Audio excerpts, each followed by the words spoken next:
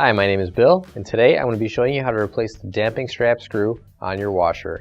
The reason why you would have to do this is because the screw is damaged or missing, causing the damping strap to be loose and the tub moving around excessively.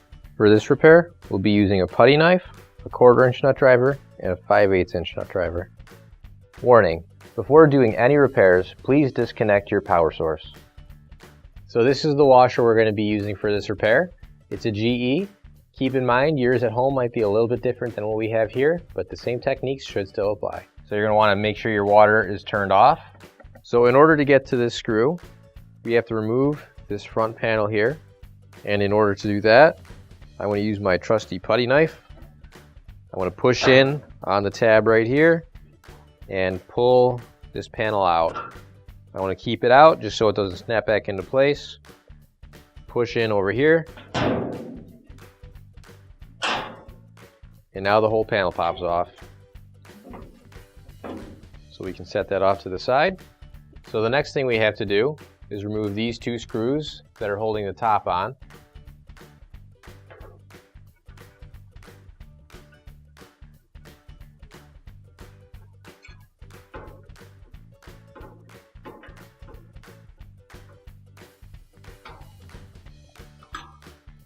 And now that we've removed those screws, we can take the top off.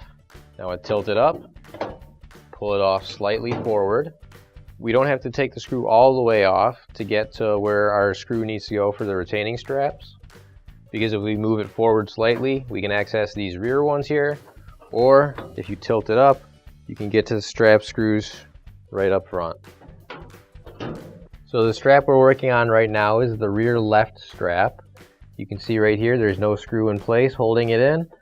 So that means it goes all the way over there when it shouldn't be. So what we're going to do is grab our new OEM replacement screw. If you don't have one already, you can find one on our online store. So now what I'm going to do is I'm going to attach our shock absorber. Push that down all the way and screw in our new screw.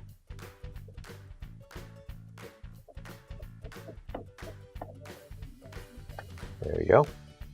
Now I want to put the top of the washer back on, and I want to make sure that I line up this little panel here, put it underneath our control panel, and also make sure both sides are lined up,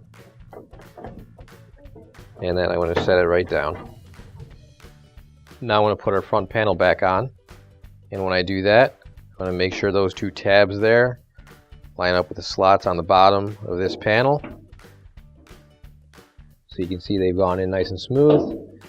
Now when I put this up, I'm just making sure that all the other tabs sticking out line up.